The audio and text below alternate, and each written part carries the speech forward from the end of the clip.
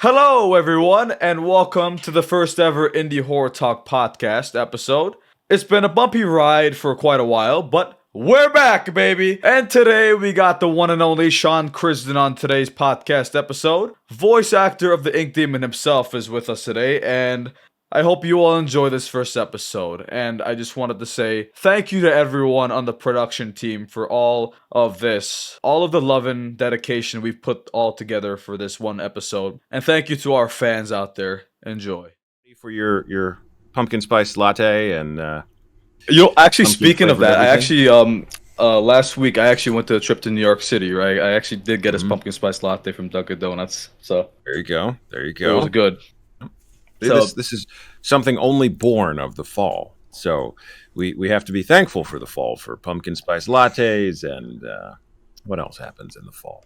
Pumpkins and falling. I don't know. Yeah, I don't leave the crypt much. well, you're back in the dark puddles, I see. Always. Oh man, you actually, would you like to do a little bit of a voice line from the Ink Demon himself? Yes. I was prepared for just such a moment. All right, let's see. Let's hear it. Something. Okay, some little ink demon for you. This realm is mine. Huh? Yeah. That was that one. Yeah. Wait. Here comes another one. Hold on. Tell me your sweet name so that I may. Huh? Yeah. That's right. That was awesome. Yeah, totally. That's right. Did you get the goosebumps? Is your spine tingling? Oh my god. Yeah. That's Yep. Oh god. Yep. That's Um, that's how I do it. That's how I do it. Sean, I'm Now that's before all the with you voice right now, man. processing and everything, right? So there's magical effects to do Oh that. yeah, So if tell me about we it, man. change the voice sliders, then we can get to this realm is mine. Bro, that's crazy. Tell me your story.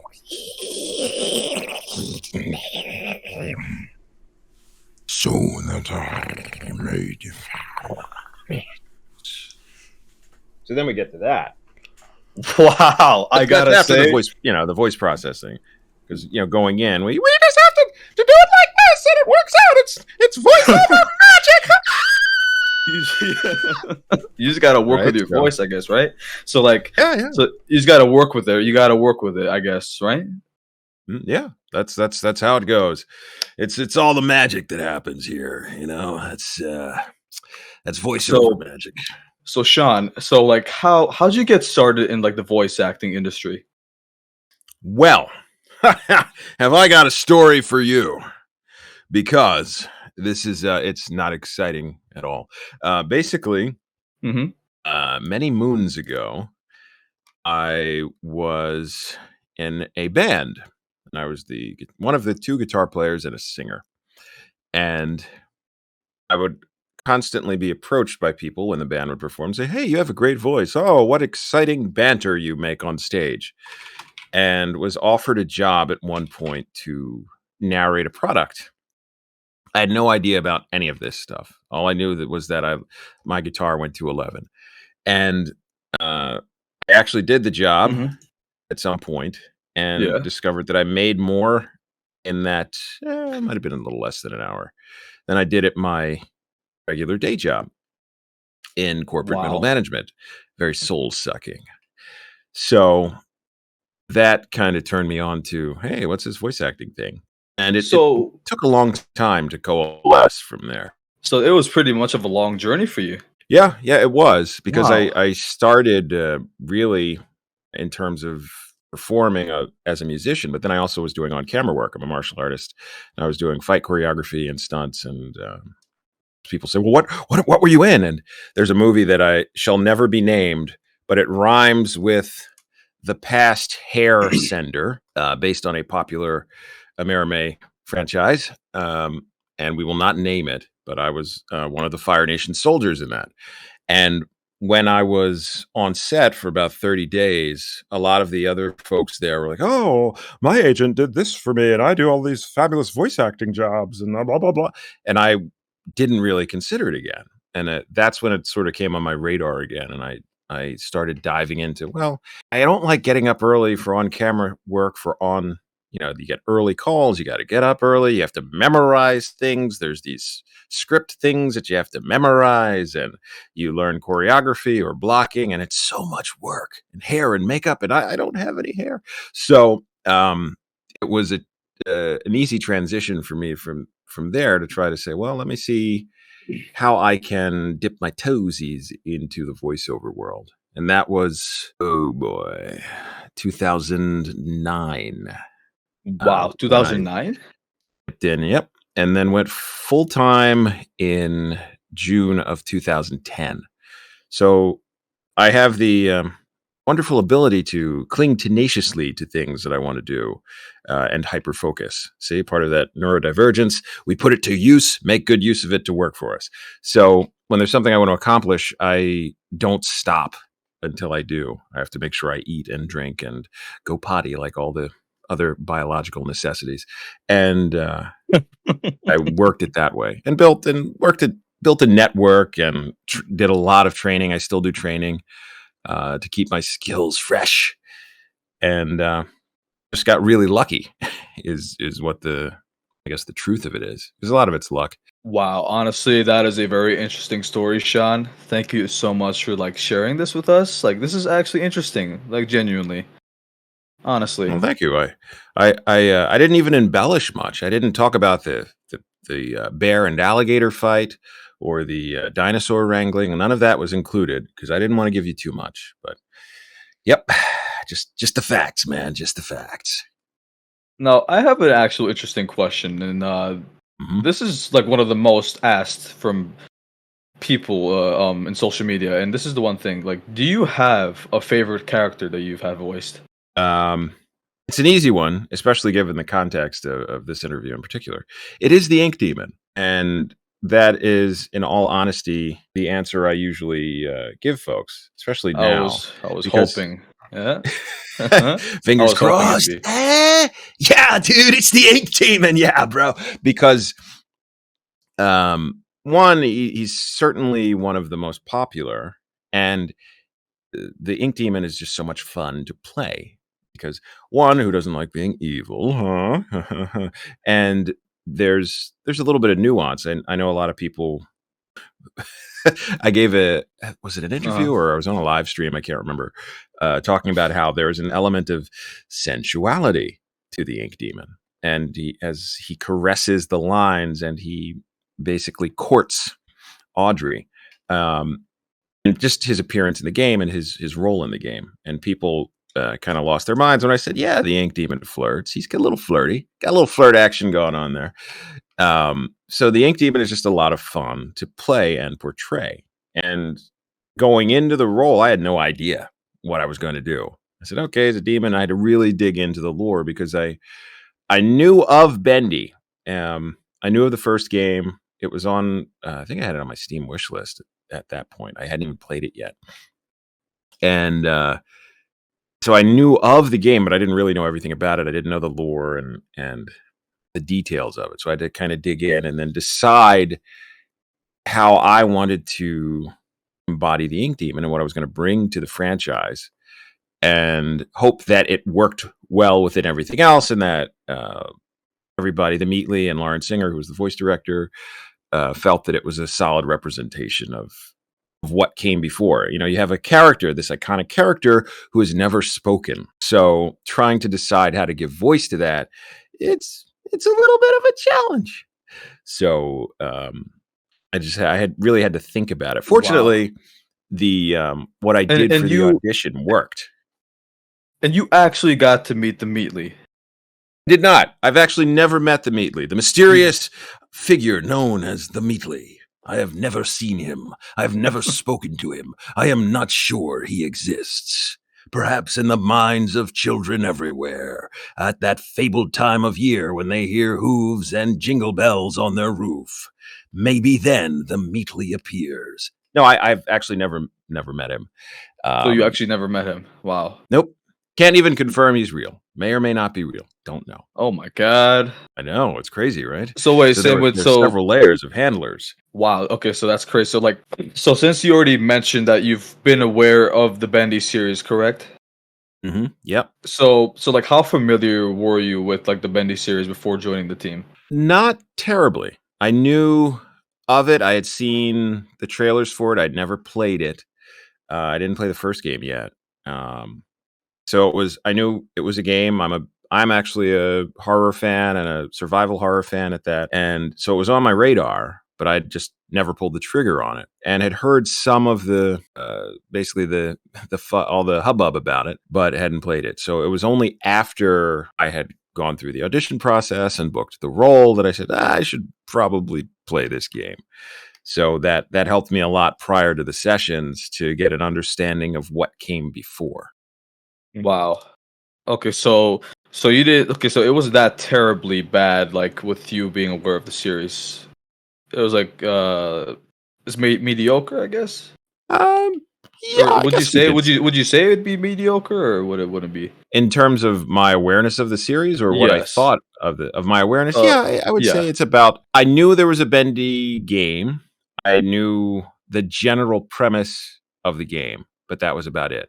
So I had to dig in and play and see really how all the pieces fit together. Wow, honestly, that is crazy. Wow. Okay, so like back onto the with you having the role of the Ink Demon, honestly, I wanted to ask you this. Like, how did you land the role like on there, like being the Ink Demon?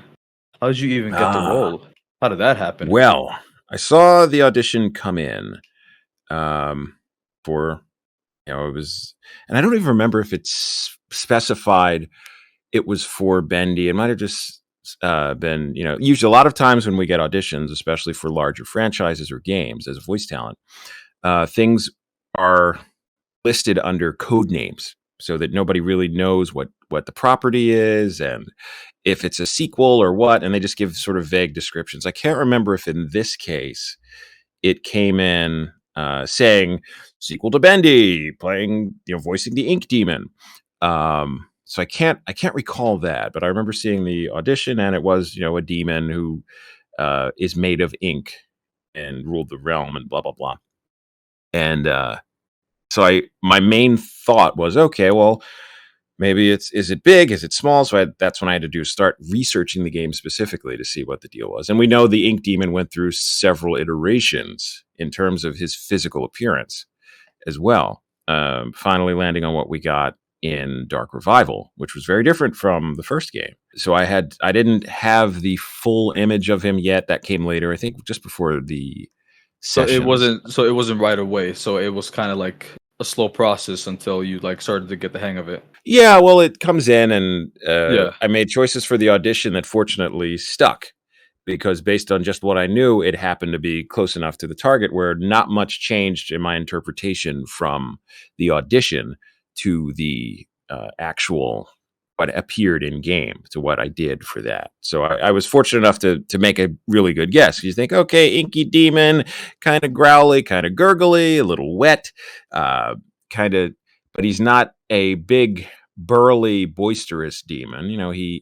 That's where the idea of sensuality and subtlety comes in. He plays into attempting to essentially win Audrey over in Dark Revival. So there had to be some nuance to how the character was presented. He wasn't just this screaming, angry demon. So those ideas worked really well with the writing and the storyline of the game. So it all kind of meshed very well, fortunately. Honestly, I don't think, honestly, like, let me just be real with you, Sean. Honestly, I would not have anyone else I would pick to have the voice for Ink Demon but you. And that is my Oh, honest that's a opinion. great honor. Well, thank you. Like, Yeah, honestly, it's and don't hard. get me wrong. Yeah. Go on. Yeah. No, I mean it's hard to imagine the Ink Demon being someone else, even for me. Not because I played the Ink Demon, but because playing the game and allowing myself to compartmentalize. Okay, I perform this character versus this is the Ink Demon. I find that the representation and the voice of the Ink Demon is very good. it's believable for me. I don't have to look at it like, oh, I could have done this better. I should have. I can leave those types of self-criticisms behind and allow the character to exist as the ink demon, and I accept it fully. So that's how I know that as a voice talent, I did a good job, because I'm no longer being critical of my performance and the technicalities of performing for a voice, but it is now that is the ink demon. So once it transcends that uh, sort of crushing weight of self-doubt and performance and the elements that you put into a performance, then it becomes a real, quote unquote, character, a real thing. So And the ink that's the demon's thing. a real thing. And that's the thing about you, Sean. You actually did it. Like you actually blew everyone's minds with that. You did an outstanding performance. You actually delivered. Yeah, yeah, I pulled it off. You did. Yes, you did. You did pull it off. You should be proud of yourself for that. Just give yourself a pat on the back. Honestly, Hey, good job, man. Sean. Exactly. Yes, man. Yeah. Honestly, everyone in the chat, let's give a round of applause for Sean Crisden here. Yeah. Oh my God. Honestly, like this is amazing. Wow. Sean Crisden. I brought the ink, guys. I just made it happen. Thank you very much. Honestly, like this is great. This is honestly great. And like what was it like working with the Meatly along with the rest of the team though? It was very easy. The Meatly would communicate via email, and typically directly to the voice director, who was Lauren Singer, who also played the inimitable Alice Angel. And so the process was easy. Lauren's a fantastic director as well as a talent herself. So most of the time in our sessions, I think for Dark Revival, we had 4-hour sessions. Might have been 3. I can't quite remember at this point. But the sessions were largely just us laughing and having fun while dealing with these very sometimes heavy characters and situations that are happening. So it was a fantastic experience, and that's one of the things that we try to bring to any performance, or really anything you do, no matter what you do. If you're not having fun, you're not enjoying it, then sometimes you need to question your motives and your direction for why you do things. But we had a blast in all the sessions, and they were very easy. They flowed really well. We all got along great, and yeah, And I'm happy I to think hear that that shows. too. I'm really happy to say hear it. that. I'm Well, happy to for hear the people this. that watch the love streams when we get the Bendy cast together just to kind of hang out and shoot the poop, then you can sort of see our camaraderie at play when we do those. I think we have 2 more loves of those streams coming up too. Check our Twitters for the Bendy cast, and you'll see. I forget the dates. I'm terrible with I think Dave basically Rivas mentioned anything something about administrative. that to me. I think Dave and Yeah, I they're- already talked about that. I don't know. Yeah, it's there. I know. I think there's one on the 24th coming up. This 24th? The 24th of September. Yeah, okay. And there may be another one on the 8th of October. I could be lying to you. Remember, take everything I say with a grain of salt, but I think it's the 24th of September and the 8th of October. All right then. I'll be sure to double check. Wow, that's actually really good, man. Because the fact that you and the cast like actually had a good time with each other. I'm glad you guys actually had that experience. I'm glad you guys actually, you guys winged it at the end of the day. So We did it. We did our stuff. We ate our bacon soup, put on our big boy pants, and went to town. you just plowed right through it. It was a Give lot it of fun, and I think everybody had a really good time. It's a great cast too, so that always helps when you have such wonderful, talented people to work with. So there was no complaints, none here. I think I'm Hey, man. contractually obligated not to complain. So it was great. I loved every second of it. Jesus, man. Oh, okay. So, there is also like were there any challenges like when doing the vocal performance like for the Ink Demon? No. Not even to say. I want to give you an honest answer too, so I'm trying to think because Norman's. Yeah, Oh, yeah, of of course course. not. It was super easy. I did all the things. No, not really. I mean, some of the most fun actually. If I look at it as being fun. Other people would say you're disgusting. Is that for some of the gurglier, juicier parts? I usually keep. Usually, when I'm in the booth and I have video game work that can be strenuous, I'll have some throat coat tea and just room temperature water. So I would chug some of the room temperature water and then leave a good third of a mouthful in my mouth and then just gurgle all over myself. So by the time I was done, some of the dialogue near the end that's a little more animated for the Ink Demon. I was just covered in just water and spit, and I'm just sloshing stuff around, keeping it extra juicy. And that's not a challenge So for me. wait, so That's wait, you that's a actually Tuesday.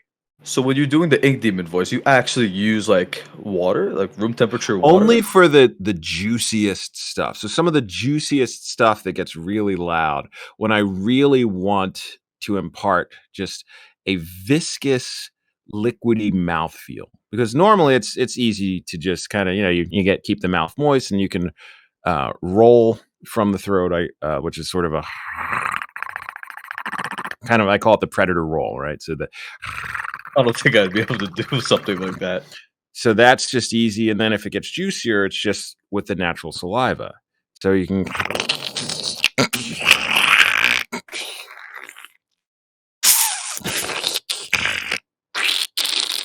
So all the juice stuff is natural saliva. But when you Bendy really want to give them something, you Bendy really want it to ASMR. be juicy. When you really need it to be juicy, bro, you just drink a little water and you keep that water in your mouth and then you just go for it. Ha! And that is so a lot of times if I'm doing especially video game work, because there's a lot of dying a lot of the times, if I have a particular the director will say, okay, well, this one you've been stabbed in the chest and you're dying and it's your final gasp. It's like, all right, well, I guess my lungs are filling with blood and fluid and you want it to be gurgly, so I'll keep my water for that too and just make the most disgusting sounds you could imagine for these death rattles. And there were a bunch of them that were done for the Ink Demon, just as he gets more worked up. And not all of them made it into the game. I'm sure I have a lot of B-roll of just ridiculous super gurgles. But That's interesting that because was I the never most knew fun. that. I never knew Mhm. this about you. I never knew that when you were doing the voice for Ink Demon at the time. But like I do have one more thing though. Is it Mhm. possible if you could do one more line, Mhm.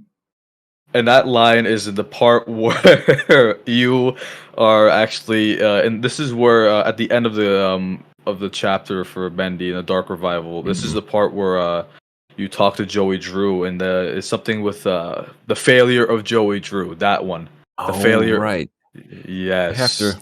The failure of Drew and the daughter of Drew. I don't remember the lines. Do you remember what it was the Ink Demon was saying at the end? Let me see. Let me see. I don't have it saved, but I think I can get it for you. If someone else could like actually help me with this, I think. Oh, wait, actually, maybe it's. Oh man, I don't even know. I don't even because I there's remember like a yeah, I'm cheating. yeah. I'm pulling up the original script from the session because I always archive everything anyway, so I see what it is. Also, you Uh, have it. let's see. So this was, I think, this scene. Out of all the parts that you've did in Bendy in the Dark Revival, when I played it, I actually liked the ending part of that chapter, and I Mhm. honestly loved it. And then the That was part where, where. yeah, mm-hmm. Let me see. I think it was this scene at the end when the Ink Demon is talking to Audrey, and Joey Drew kind of hear his voice pop up. Oh, actually, I found it. Okay, what was it? Okay, so this part. Okay, so one of the dialogue. Okay, so it's time, Audrey. Your road is broken. Join the dark puddles and give in to your suffering. Oh yeah. That Let's was do it with that one. always and I don't remember exactly how I even delivered it in the game, but from remembering the scene, it would be something like, "It's time, Audrey. Your road is broken. Join the dark battles and give in to your suffering." And then it went on to the, it was breaking her down, right? So it was, "You have nothing. You are without purpose. Your very existence was a terrible lie. You're a mistake. A monster. Like me." I think that was along the lines of when he was sort of enticing her and basically trying to level with her to say, "Look, we're basically the same, but you can join me." He gets that, "But I will make you strong. I will make you meaningful. It's time." He gives her these. He's sort of enticing her to it. Dude, you scare me to death when you do the voice. Dude, you actually scare me. Ugh, I'm getting goosebumps because of this. Oh my god. But that was a great scene, because it's funny because it's coming back to me with that. But that's part of his. The Ink Demon is equal, demon and antagonist, but also enticer and looking to lure Audrey to join him. As the I don't want to give spoilers. Of course, at this point, everybody's probably played the game, but because of Audrey's relationship, and who she is, so it's a great game. I think the lore and the story took a neat turn with the second game, and a lot of folks are exploring more in all the novelizations, and there's a lot of great fanfic out there for it as well. So it's got a lot of legs. It's got a lot of places to go and grow. So I think the Meatly and the team did a fabulous job. Wow, honestly, man. Okay, so oh my god, dude, that is I don't think I would have anyone to be like the voice actor for Ink Demon, because you clearly know how you're acting with the character itself. I think honestly, it's like a win-win. Honestly. Oh, thank you. Well, I told you that's just voice acting magic, because when I do the Ink Demon voice, it's just needs some little bit of love on it, because it's just, "We are one, the daughter of true, the power of the demon." It's then they take it in post and make it sound better. So it's not all me. I just throw that out there. Man, I gotta see more of these from you in the future. Man, we gotta actually hang out, man. We gotta catch up, honestly. Always my open God. to it. Hey, man, I appreciate that, honestly. I appreciate you coming on the podcast for the first episode. So can't wait to tell everyone when it premieres. Yeah, it'll be fun. I can't wait. Keep me in the loop, and Oh, of course. that way I'll listen. I'll say, "Let's see what kind of an idiot I am today." Oh my god. Oh my god. Okay, so is there any like favorite characters from Dark Revival that you have in mind? Porter is always my first choice, just because Eric Broad did such a great job with him, but he's just so fun. So I always say Porter, but trying to think if I've got a second place outside of, I don't think I'm allowed to say the Ink Demon, because that's kind of cheating. I'm a little biased, maybe I really like Wilson too. I like the creepy weird ones. So Wilson's definitely up there. What's a pretty girl like you doing? Just all his his wheezing. Tim Simmons was fabulous for Wilson. So yeah, it's probably Porter and Wilson are amongst my favorite characters in the whole series, really. Really? Mhm. Wilson and what was the other one? And Porter, And Porter. Wait, which one is Porter? the old teleporting wee. Oh, that one, that character. Uh-huh. Let me see. Actually, let me look at this. Oh, is it the guy? Like, does he have the ropes everywhere tied around him? Yep, That's him, right? He's the one that gave Audrey the help. That he that's okay. right. So that's okay. So Every that's so Porter. often. That's Porter. Okay. Yeah, Oh my he's kind of god. like he has the aviation goggles on his head and Yeah, just yeah, those. Yeah. the rope wrapped around him. Yeah, he's just so ridiculous that he was always an easy favorite for me. I mean, he's a lost one, but he's kind of got his own kind of personality. That is true. And okay, so the one thing I wanted to let you know about, okay, so my personal character, okay, besides Ink Demon, right? The one character I found funny as shit in the game was definitely I want to tell you this right now. Sammy Lawrence. Sam, Well, Sammy absolutely. Sammy Lawrence, man. The guy died twice. He died twice. And at the ending, Sleep.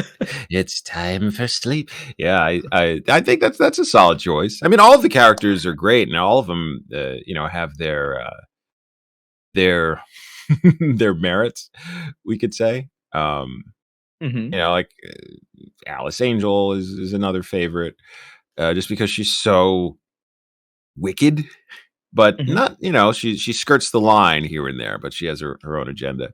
Um, it's always fun for me too. I don't know. It's a great game. It's a great series. So there's loads of fun characters, and I think that is testament to why it's so popular and why the fandom has embraced it as much as they have, because it's just fun. Everything about it. It's I have no problems with Bendy. Genuinely, when I started playing Dark Revival, I was expecting to see Ink Demon actually fight against the Projectionist for a second round. Honestly, It only takes one. it only But takes it's one. yeah. I mean, the projectionist was always was. I remember playing the first game and being creeped out more by the projectionist than anything else in the game. And I don't know what childhood traumas that touched on for me, but the projectionist was always, "Hey, okay, I'm going to get away now." So that was always fun. It scared the hell out of me when I first played it too. Mhm. Don't get me wrong on that. And because the thing is that I actually started playing the Bendy series this year, early this Mhm. year, so I'm pretty new to it and all of that. And Right. genuinely, like, it's still fresh in my head, even after a Nice. few months, honestly, and I loved it. Awesome. As soon as I finished the Bendy and the Ink Machine series, and then when Bendy and the Dark Revival came out, and when I knew about it, and then I never got to play it until like a month after it came out. Mhm. I think so. I don't even know, but I definitely like Dark Revival more. I'll say that. Yeah, well, it was definitely a progression from where we were with Ink Machine, not only technologically in terms of the style and the UI and the feel of the game, but also in terms of the depth of the story and where our emotional involvement with it. It makes Ink Machine feel more like a proof of concept, like a technical demo. And then we get to Dark Revival, and it feels really alive and much more fleshed out. So it's I agree with that. It's definitely been a progression. We'll be interested in seeing what comes next. Actually, speaking of this, I actually have a question for you. And do you think we've seen the last of the Ink Demon? Well, my personal, I'll answer personally from what I think, as to in line with your question. No, I don't think we have. I'm not saying that on any official capacity or in any official way, but I do Mhm. not think we have seen the last of the Ink Demon. You should do a voice line of that. You should do a voice line of that. Honestly. It should be.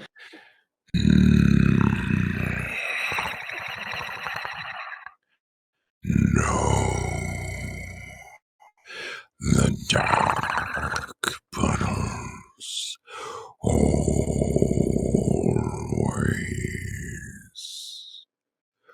return.